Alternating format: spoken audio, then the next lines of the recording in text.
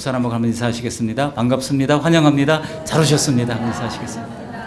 감사합니다. 반갑습니다. 네.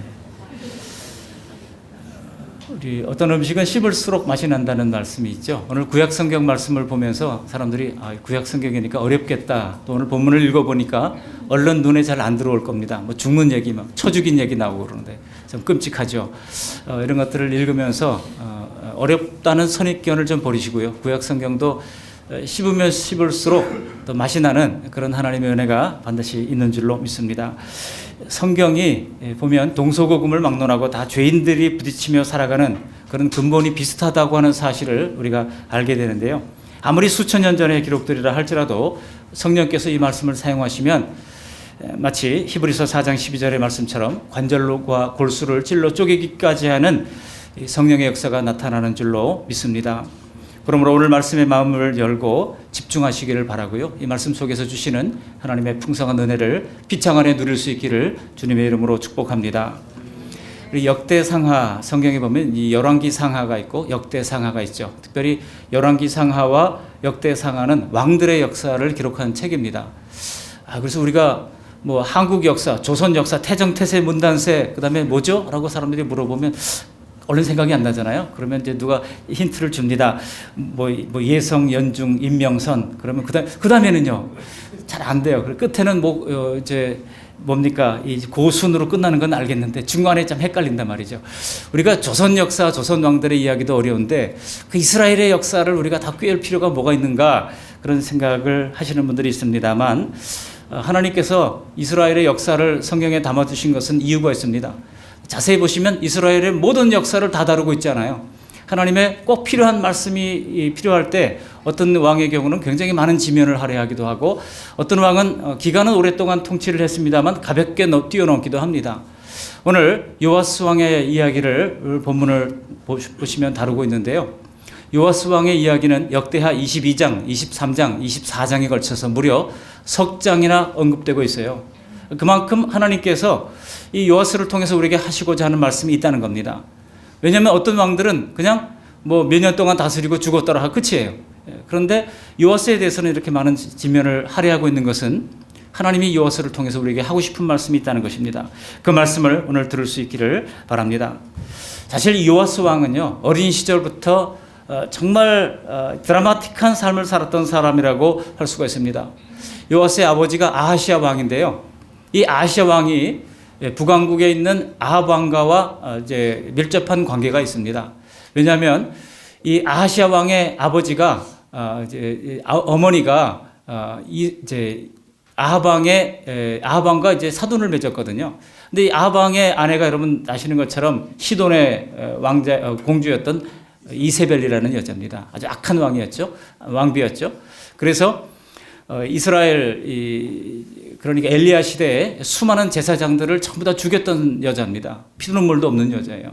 근데 그 밑에서 엄마가 하는 것을 잘 보고 자라났던 사람이 있습니다. 바로 딸 아달랴라는 공주입니다. 근데 이 아시아 왕의 어머니가 바로 아달랴예요. 근데 이제 아시아가 북왕국 이스라엘에 문안을 하러 갔다가 하나님이 워낙 이 북이스라엘이 아합 왕가가 악한 일을 행하니까 예후 선지자를 보내가지고 이 북왕국 이스라엘을 징벌을 하게 하십니다.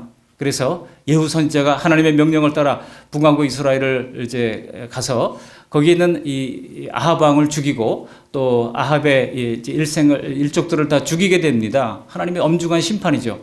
그런데 엄하게 바로 그때 아시아가 북왕국 이스라엘을 갔다가 이 예후의 칼에 죽고 말아요. 그러니까 참 억울한 죽음이라고 할 수 있죠. 그래서 아시아가 죽습니다. 죽으니까 아달랴가 아들이 죽었잖아요. 아들이 죽었는데 기회는 이때다 하고 이 아들의 아들들, 그러니까 손주들이죠. 손주들, 왕자들을 전부 다 죽입니다. 그리고 자기가 왕이 되는 거예요. 그래서 이 남유다에 6년 동안 피도 눈물도 없이 권력 앞에서는요. 피도 눈물도 없고 친척도 없고 다 필요 없는 거예요. 그래서 자기가 여왕이 되어가지고 남유다에 6년 동안 철권 통치를 휘두르게 됩니다. 여러분, 이스라엘의 다윗 언약이 무엇입니까? 다윗의 왕위가 영원히 견고하게 되리라. 이게 우리 하나님이 주신 말씀이잖아요. 다윗의 왕위가 영원히 견고하게 된다. 그런데 이 제사장들은 보니까 난리가 났어요. 이게 무슨 뜻입니까? 하나님, 도대체 그 언약은 어떻게 된 겁니까? 라고 그들이 막 공황 상태에 빠져들 정도였습니다. 그런데 놀랍게도 그 아달랴가 손주들을, 그 왕자들을 전부 다 죽이는 중에 이 요아스를 몰래 침상 밑에 숨겨서 간신히 살려냅니다. 누가 살려냅니까? 고모가 살려내는 거예요. 고모가 살려내고 그 고모부가 바로 제사장 여호야다입니다. 오늘 제목이 뭐예요? 여호야다와 요아스. 우리가 비교를 하려면 왕이면 같은 왕끼리, 제사장이면 같은 제사장끼리 비교를 해야 되는데 오늘 여호야다는 바로 제사장이고요. 요아스는 왕입니다. 근데 그 왕을 이렇게 살려서 왕과 왕손을 살린 거죠. 다윗의 이 씨를, 불씨를 간신히 살린 겁니다. 살려서 이 아이를 이 제사장 여호야다가 이제 이 아내에게 맡겨가지고 이 성전에서 7년 동안 그를 기르게 되는 겁니다. 그리고 7년째 되던 해에 제사장들을 전부 다 부릅니다. 다 소원을 해가지고, 그리고 다윗의 이 위가 여전히 살아있고 다윗의 불씨가 여전히 살아있다는 사실을 보여줍니다. 그러니까 제사장들이 깜짝 놀라가지고 얼마나 기뻐했겠습니까? 그래서 이 요아스에게 왕관을 씌우고 그에게 옷을 입히고 그 앞에 절을 하면서 이제 요아스 왕은 만세수를 하옵소서라고 경배를 하며 찬양하는 장면이 역대하 23장에 나와요. 그러면서 아달랴를 이제 성전으로 부릅니다. 아달랴가 와 보니까 사람들이 그러고 있거든요. 그러니까 반역이로다 막 그럴 때 왕궁에서 죽이면 안 되잖아요. 성전에서 죽이면 안 되니까 이 아달랴를 이제 성전 밖으로 끌어내어서 처단을 하고 다시 이 어린 요아스를 왕으로 삼게 되는 장면이 이제 앞장에 보면 기록이 되고 있습니다. 그리고 여호야다가 요아스를 뒤에서 잘 섬기고 돕는가 보필하면서 어리니까 어린 왕 이 요아스를 세워놓고 40년 동안 요아스가 통치하는 동안에 나라가 편안했다는 겁니다. 전쟁이 한 번도 없었어요. 그리고 요아스는 왕이 되자마자 이제 그동안 회파되었던 성전을 수리를 합니다. 그리고 유월절 제사를 복원시킵니다. 그러면서 개혁을 하는 겁니다. 여러분, 한 사람이 끝까지 신실하고 하나님께 충성스럽다면 얼마나 좋을까요? 사람이 그렇지 못하죠. 이승만 대통령의 역사도 보면 전반기에는 참 좋았는데 후반부에서는 좀 아니었잖아요. 그렇듯이 이 요아스도 전반기에는 너무나 좋았어요. 근데 문제는 여호야다가 죽은 다음에 생겨났습니다. 여호야다가 죽자 요아스가 여호와 신앙을 버리고 바알 신앙, 아세라 신앙을 따라갔다고 하는 내용이 기록되고 있습니다. 오늘 이 여호야다라는 사람, 그리고 이 요아스라고 하는 두 인물을 보면서 그 명함이 다 있어요. 이 여호야다의 귀감을 통해서 은혜를 받고 요아스의 타산지성을 통한 교훈을 받으면서 함께 은혜를 나누고자 합니다. 먼저 역대하 24장 1절 2절을 보실까요? 거기 여호야다의 귀감을 우리가 알 수 있는데요. 먼저 거기 보면 이렇게 되어 있습니다. 우리 1절 2절 우리가 읽지 않았습니다만 지금 한번 읽어보시도록 하겠습니다. 1절 2절입니다. 요아스가 왕위에 오를 때 나이가 7세라 예루살렘에서 40년 동안 다스리니라.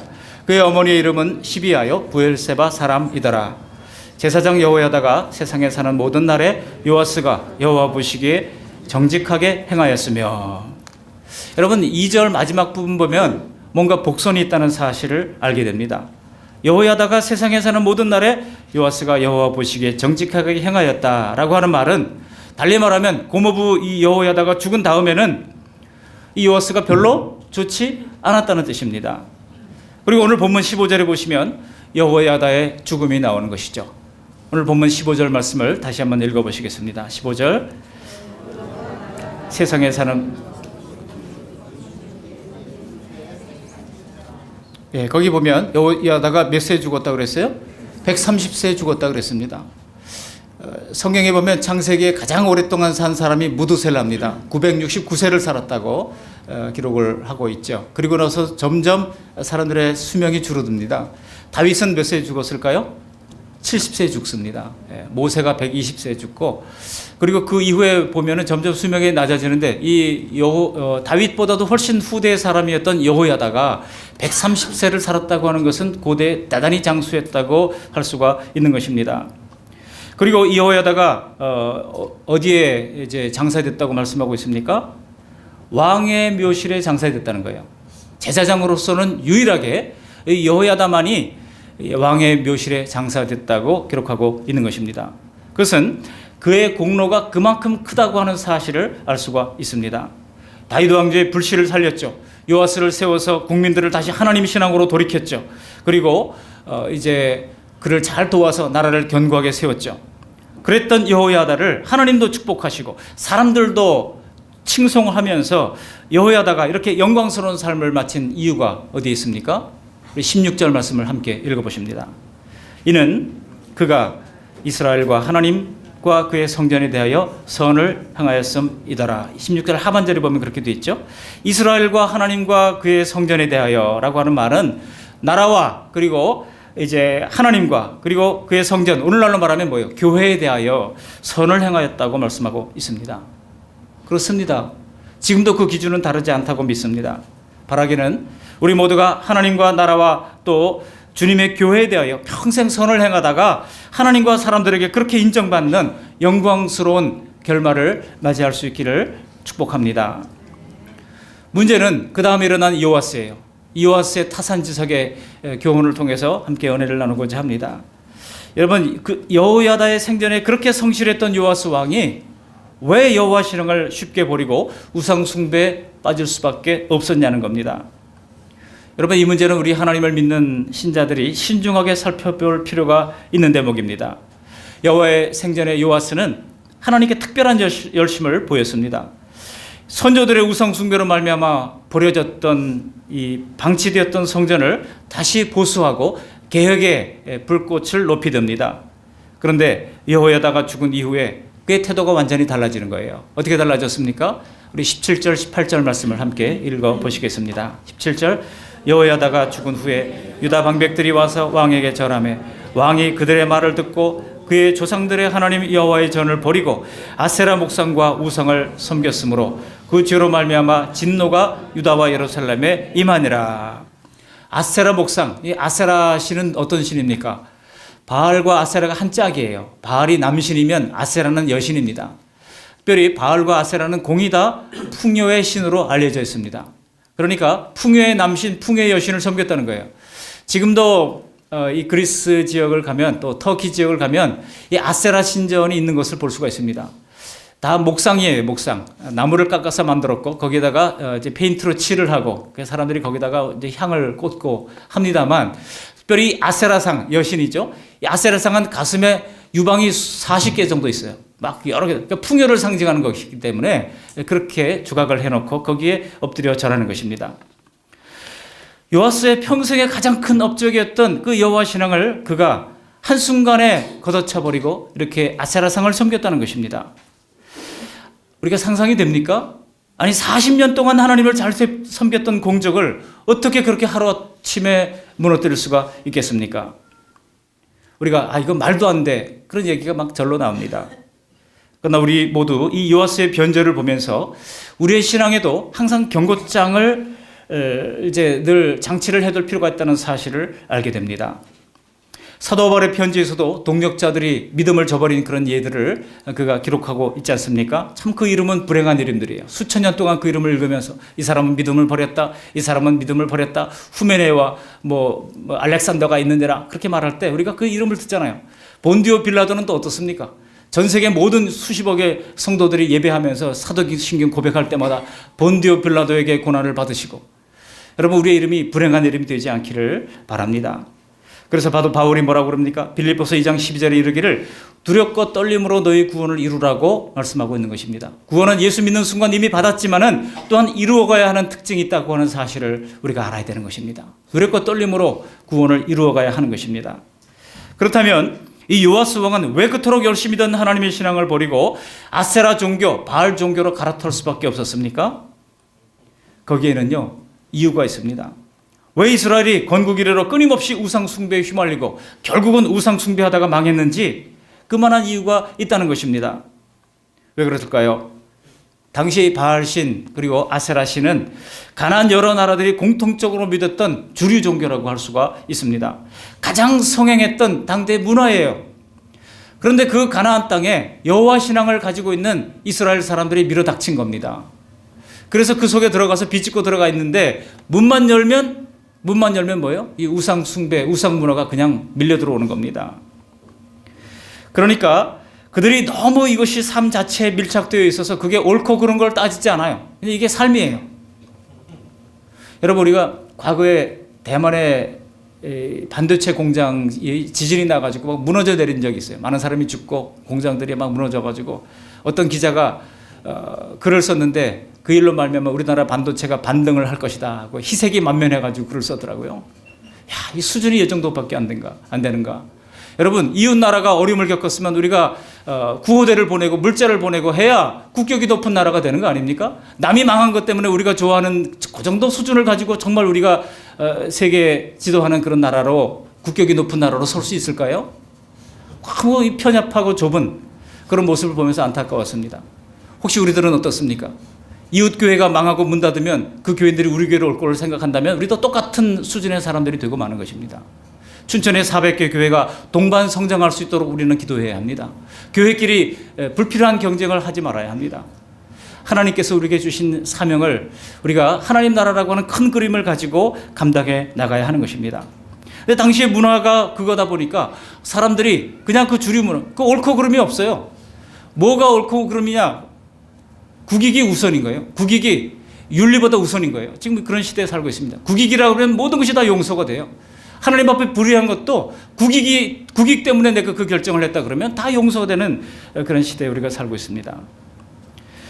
그 좁은 문을 이스라엘 유일신 신앙이 들어가다 보니까 그들이 점차 우상 문화에 노출이 되고 퇴색되어 버리고 말한 것입니다.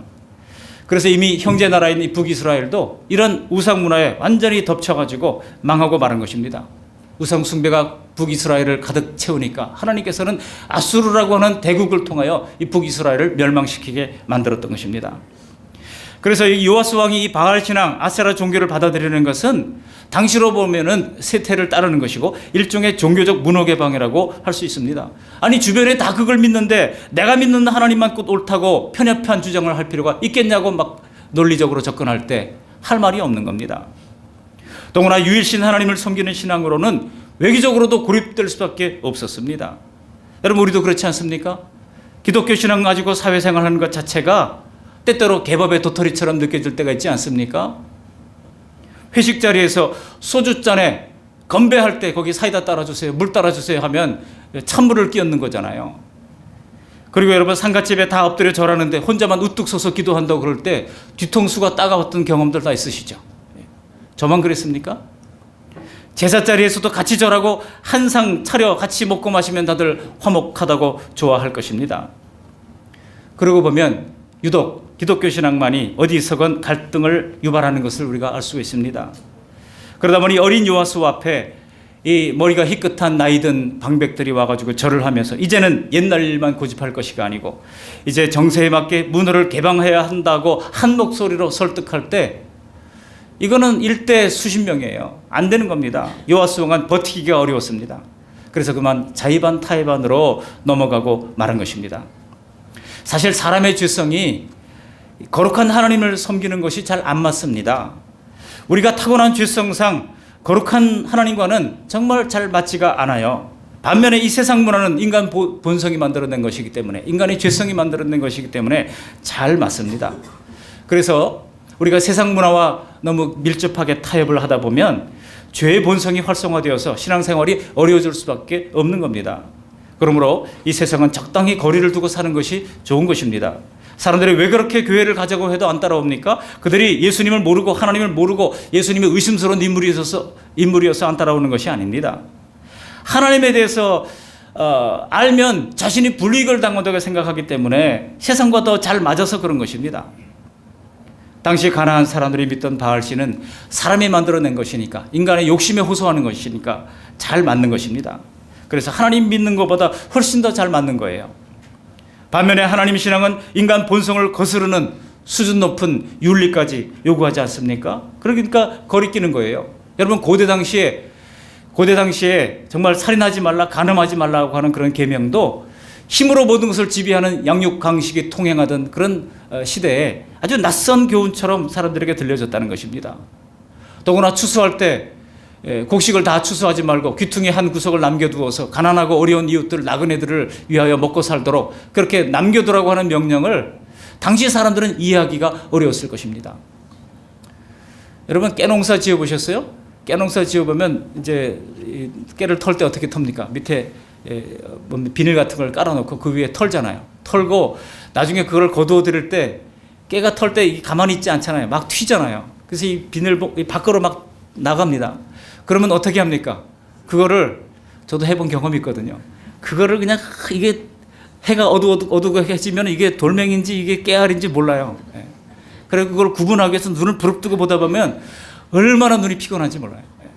그거 깨알 하나 찾기 위해 가지고 그렇게 하다가 내가 무슨 여기서 참 좋은 일을 보려고 이렇게 깨알 하나에 집착하는가 그런 생각이 들 때가 있습니다. 사람이요 깨알 하나라도 다 아까워가지고 그걸 다 거두어들이고 싶은 것이 사람의 마음인 거예요. 그런데 어떻게 한쪽 구석을 다 내버려두고 가난한 사람 먹으라고 그렇게 할 수가 있겠냐는 거예요. 여러분 인간의 욕심과 완전히 반대라고 하는 기독교 신앙을 우리가 끝까지 붙들고 간다고 하는 것은 요아스가 실패했듯이 정말 쉽지 않은 일이라 할 수 있는 것입니다.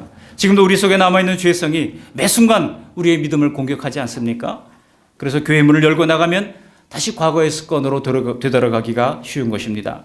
이런 현실 속에서 일생을 하나님을 배반하지 않고 하나님을 따르는 노력은 결코 값싼 것이 아닙니다. 그래서 여러분 시편 116편 15절에 보시면 성도의 죽음은 여호와께서 보시기에 귀중한 것이라고 말씀하고 있는 것입니다. 성도들이 호흡이 닿을 때까지 진심과 하나님에 관한 의리를 다하여 성도의 자리를 지키다가 하나님께 가는 것이 그토록 귀중하다고 하나님께서 성경에 명백히 기록을 남기고 있는 것입니다.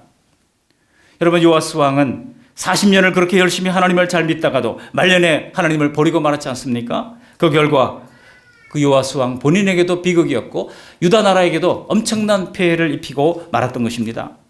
하나님은 이 바알신 우상신과는 달리 목석으로 만든 신이 아니잖아요. 지정의를 가지고 계시고 우리 모든 반역에 하나님은 슬픔을 느끼시고 하나님이 고통받으시는 것입니다. 배신하는 인간들로 말미암아 하나님이 고통을 받으십니다. 예수님은 악으로 의를 가르는 자들에게 분노하셨죠. 때로는 그런 분노의 감정, 공의의 분노가 있었던 것입니다. 이것이 바로 하나님의 마음입니다. 그래서 변절한 요아스를 돌이키려고 하나님은 이제 선지자들을 보내십니다. 하나님이 활동하기 시작하시죠. 그렇지만 아무런 소용이 없었다는 것입니다. 여기 19절 말씀 같이 한번 읽어보실까요? 19절. 그러나 여호와께서 그들에게 선지자를 보내사 다시 여호와에게로 돌아오게 하려 하시매 선지자들이 그들에게 경고하였으나 듣지 아니하니라. 선지자들이 여러 명을 보냈다는 거예요. 한 명만 보낸 게 아니에요. 계속 보냈어요. 하나님의 마음은 그들이 돌아오기를 그렇게 바랬다는 것입니다. 그렇지만 그들은 듣지 않았다고 말씀하고 있습니다. 여러분 이 말씀은요 마지막 시대 아들을 보내신 우리 예수님의 모습을 상기시켜주고 있습니다. 마가복음 12장 1절 이하에 보면 포도원 농부의 비유가 나오죠. 어떤 밭주인이 포도원을 사람들에게 이제 세를 주고 타국으로 떠났습니다. 근데 농사를 거둘 때가 돼가지고 종을 보내가지고 소출을 얼마 좀 받아오라고 그럽니다. 그랬더니 이 농부들이 어떻게 합니까? 그 종들을 전부 다 때리고 해가지고 막 반쯤 병신 만들어가지고 돌려보낸 거예요. 그래서 또 다른 종을 보냈는데 또 그렇게 한 겁니다. 그래서 이 주인이 생각하기를 아들을 보내면 선대하리라 해서 자기의 아들을 보냈더니 이 농부들이 악한 농부들이 어떻게 했습니까? 자 이거 보니까 아들이다. 이 아들을 죽이면 상속자니 그 땅이 우리의 것이 될 것이다 라고 아들을 죽였다는 것입니다. 그럼 이 말씀은 우리 예수님께서 이 마지막 시대에 선지자로 오셨음을 보여주고 있는 것이죠. 실제로 히브리서 12장 1절 2절 말씀은 이렇게 얘기합니다. 옛적에 선지자를 통하여 여러 부분과 여러 모양으로 우리 조상들에게 말씀하신 하나님이 이 모든 날 마지막에 아들을 통하여 우리에게 말씀하셨으니 이 아들은 만유의 상속자로 세우시고 또 그런 말미암아 모든 세계를 지으셨다고 말씀하고 있습니다. 이 부분이 우리에게 주시는 좋은 예표가 된다고 하는 것입니다. 그래서 여러분 여호야다가 이제 어떻게 합니까? 마지막으로 아들을 보내는 거예요. 정말 마지막으로 아들 스가랴를 그에게 보내는 것입니다. 우리 20절 말씀 함께 읽어보시겠습니다. 이에 하나님의 영이 제사장 여호야의 아들 스가랴를 감동시키시매 그가 백성 앞에 높이 서서 그들에게 이르되 하나님이 같이 말씀하시기를 너희가 어찌하여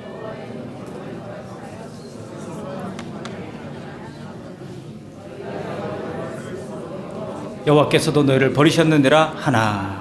거기 마지막에 보시면 너희가 어찌하여 여호와의 명령을 거역하여 스스로 형통하지 못하게 하느냐. 그랬어요.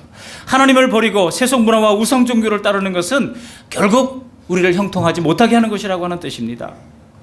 이미 우리는 그것을 다 경험하고 알고 있지 않습니까? 하나님이 우리에게 아들을 주셨다면 무언들 우리에게 주시지 않으시겠습니까? 복되신 하나님을 떠나버린 이들에게서 결국 하나님도 돌이키고 말았던 것입니다. 그래서 20절 하반절에 보시면 너희가 여호와를 버렸으므로 여호와께서도 너희를 버리셨느니라 말씀하고 있는 것입니다. 그러나 하나님은 자기를 찾는 자들을 버리지 않는다고 시편 9편 10절에 보시면 말씀하신 바가 있습니다. 우리가 하나님을 찾는 한 하나님은 절대로 우리를 버리지 않으십니다. 특별히 성령으로 거듭난 신약의 성도들은 성령께서 우리 마음에 내주하고 계셔요.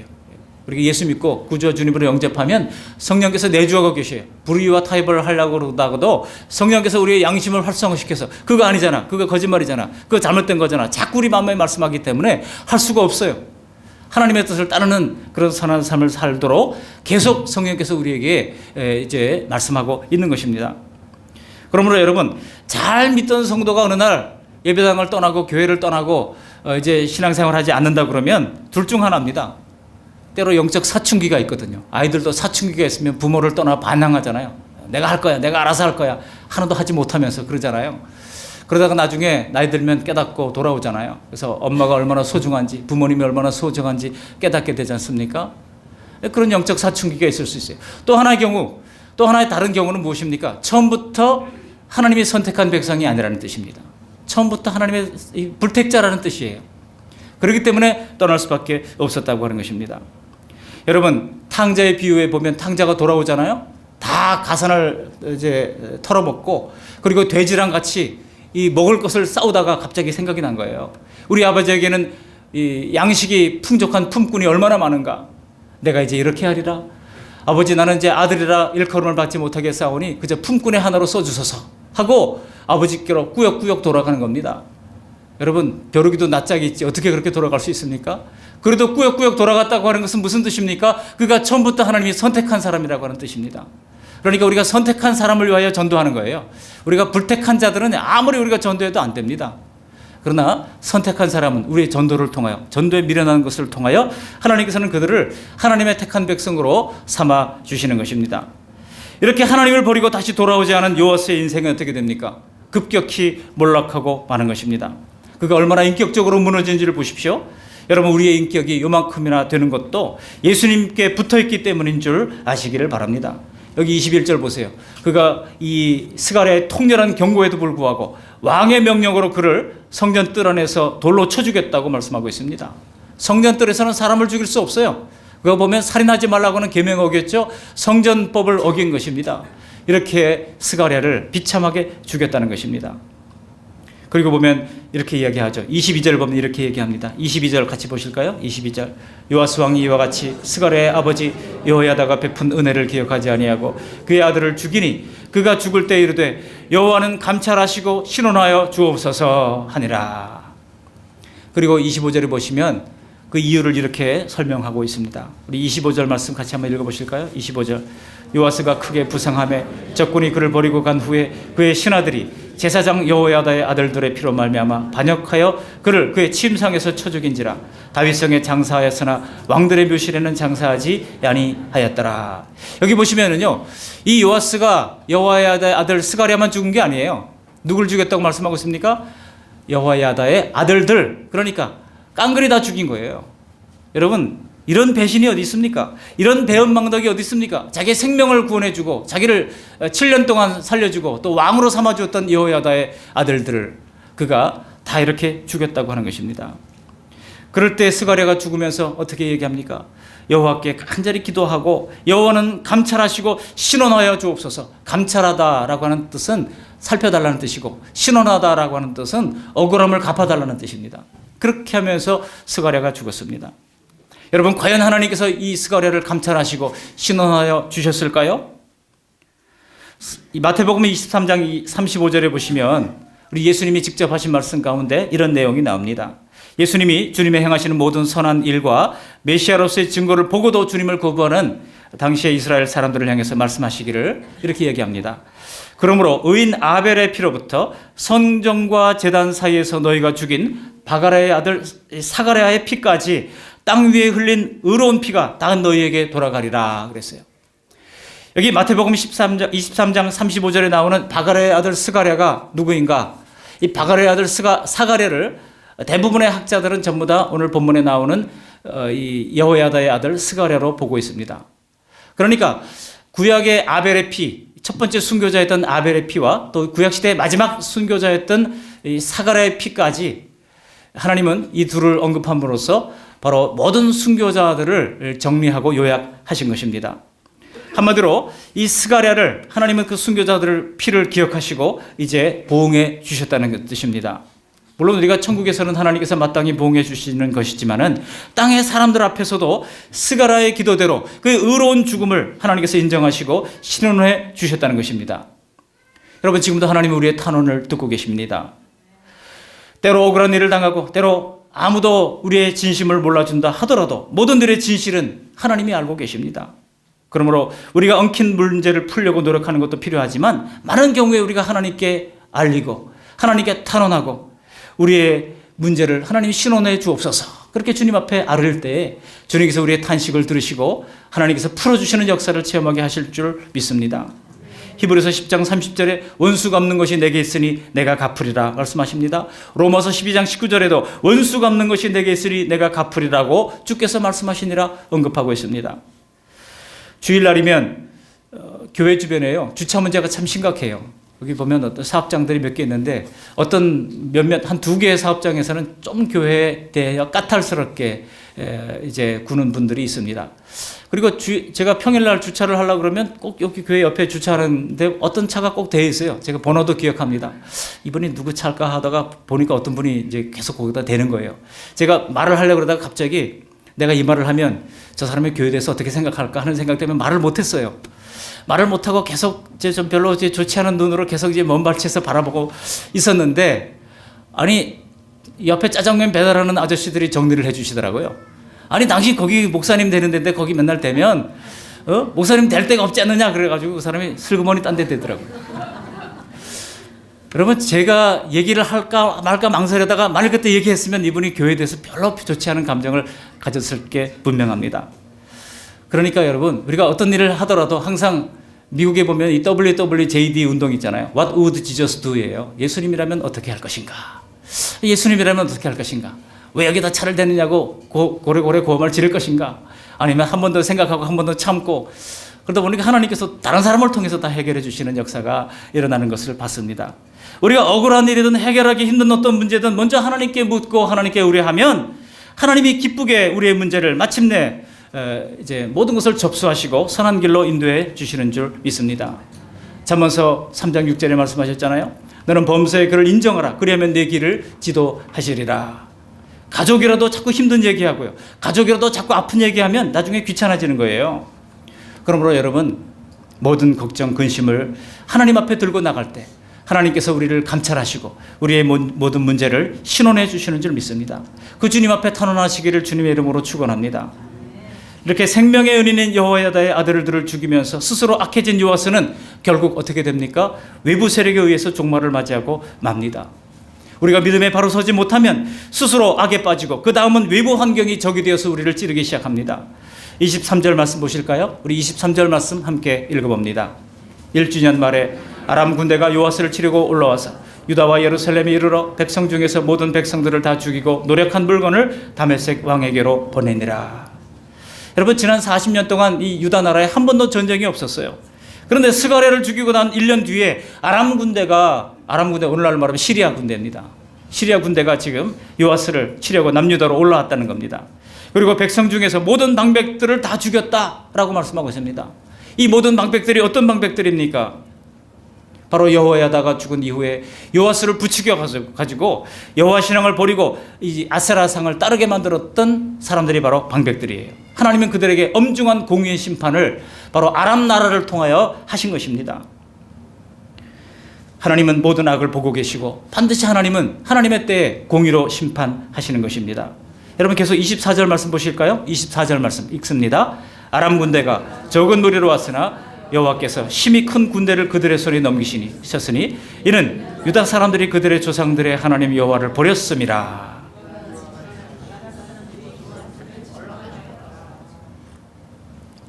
그 방백들과 함께 우상 숭배로 종교를 바꾸어 버린 유다 백성들도 고초를 당하기는 마찬가지였습니다. 오늘 성경은 굳이 아람 나라 군대가 적은 무리로 왔다고 말씀하고 있어요. 적은 무리로 왔지만은 힘이 큰 유다 군대를 다 징벌했다고 기록하고 있는 겁니다. 하나님이 함께 하실 때 하나님은 스스로도 막강한 나라들을 이겨왔습니다.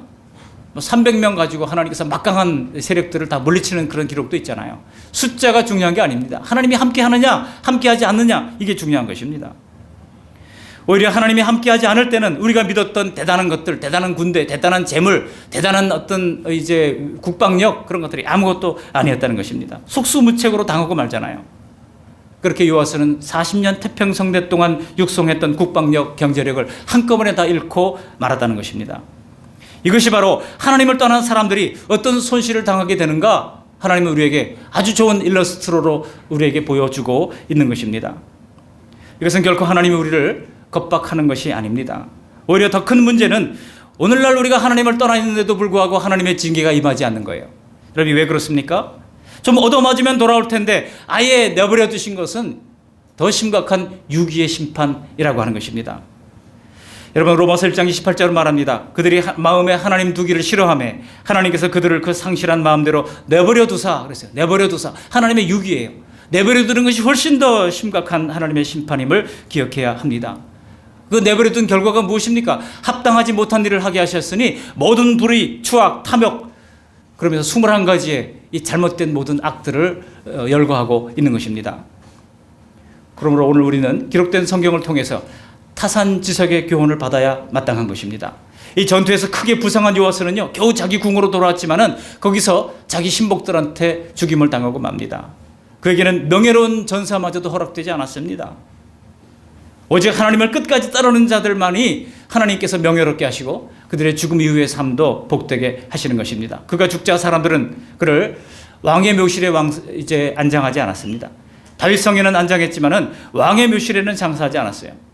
그리고 심지어 여러분, 마태복음 1장에 보면 예수님의 족보 이야기가 나오는데 그 예수님의 족보에서도 요아스의 이름은 빠져 있습니다. 요아스의 생애를 통해서 하나님은 우리에게 강력하게 타산지석의 교훈을 해주고 있는 것입니다. 반면교사를 삼으라고 말씀하고 있는 것입니다. 우리 다시 한번 20절 말씀을 읽어보십니다. 20절. 이에 하나님의 영이 제사장 여호야다의 아들 스가랴를 감동시키시매 그가 백성 앞에 높이 서서 그들에게 이르되 하나님이 이같이 말씀하시기를 너희가 어찌하여 여호와의 명령을 거역하여 스스로 형통하지 못하게 하느냐 하셨나니 너희가 여호와를 버렸으므로 여호와께서도 너희를 버리셨느니라. 적용입니다. 그렇다면 우리는 이 귀중한 믿음을 끝까지 지켜서 구원받기 위하여 어떻게 해야 하겠습니까?